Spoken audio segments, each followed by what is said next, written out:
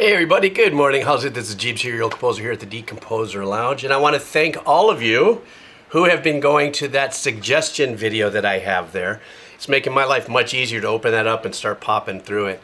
And from that, I found a brand new artist that I'll be checking out. His name is Lee McKinney, and this is a guitar playthrough, A Clock Without a Craftsman. For those of you who are now going to come through this video, my latest thing is to drop the suggestions all in one place instead of comments. That suggestion video link is going to be right down below into the description. So I want to thank you so much for that. It is making my life a little easier for sure. And I also want to thank you guys for the support like usual. Cup of coffee link is all down below. And on Patreon, I'm doing something very new you may want to check out. It's called the Patreon-a-thon, where I do these, like every 10 days, I do these banger shows, but many different genres. You know, as you can see on some of those titles. It's still within rock, but kind of all over the place. A wider salad bar of choices. So if you want to even come by just for 1 month, you come in, you hang out, consume, dig out, cool beans. That's great support as well. All right, guys, let's do this. This is Lee McKinney, A Clock Without a Craftsman guitar playthrough. All right.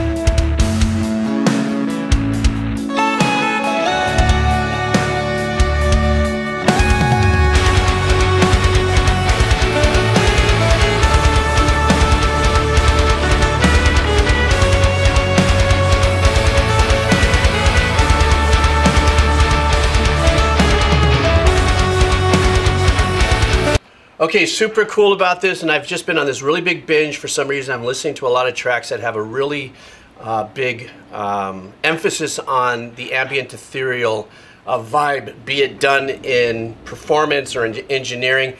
But that kind of this is ambient, but it has more of an ethereal vibe to it. The one thing I want to start to bring up here is that what's really cool about this is he did like 16 bars of his arpeggiation that he was doing with the hammering. And, you know, crystal clear, flawless, there's no two ways about it. You don't put out videos like this and suck. You know what I'm trying to say? It's like watching a gentleman like this do what he does is like a master craftsman. You don't have to really say much about, you know, how good he is. What I love about what's happening is that our arpeggiations is all straight 16ths. But what really breaks that up is his syncopated composition behind it with the chugging. So that to me really gives that doesn't get boring. That sits really perfect in there while it's like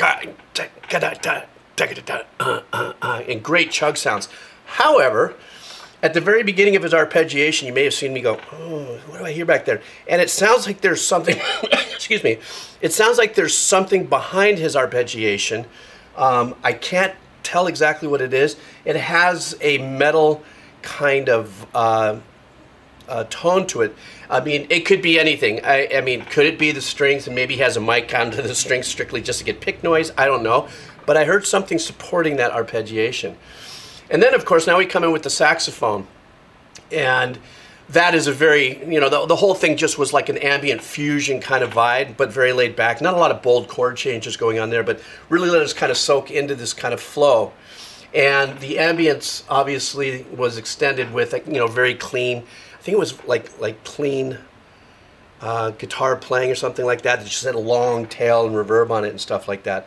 But I really dig this. This is really a super kind of like I I don't want to. It's not metal fusion or anything like that, because the guitar chord changes aren't, you know, fusion-esque. But it's I don't know exactly, you know, what this and where this fits in all the subgenres.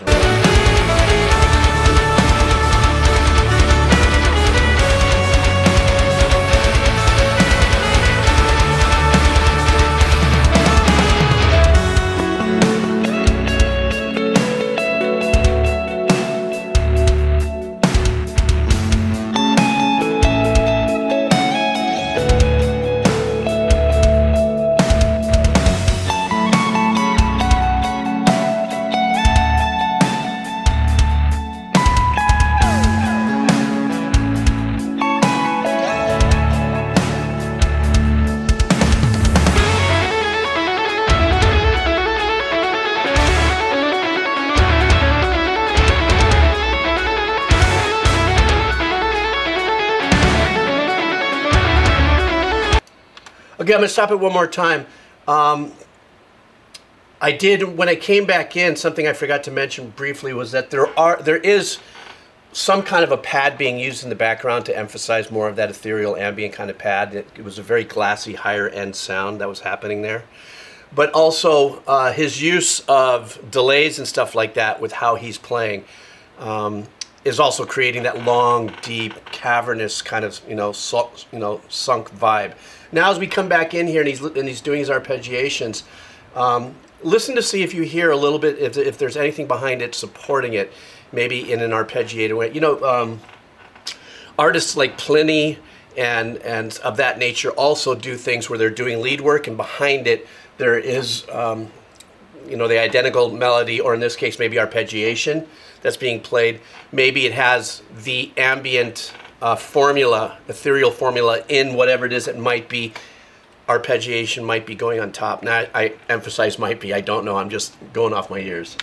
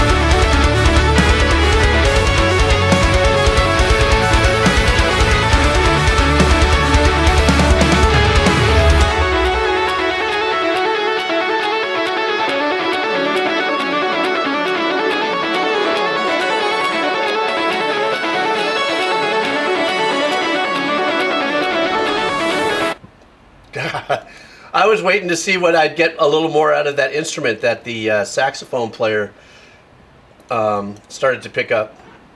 I guess kind of a synth clarinet kind of a thing. I was thinking we were going to get a little more on that.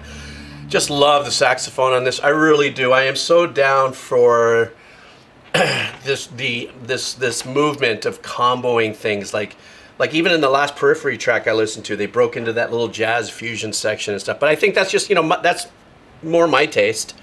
That's kind of the world where I come from. Something like this could have been performed in many different genres and still be fantastic. And that's what I like when I step away sometimes going, wow, this could have been done like this, it could have been done like this, and it could have been done like this, which to me means that the performance and the arrangement content of it could speak in many different genres. You saw me getting a little mental. I was like going, hey, you hear that? You see that?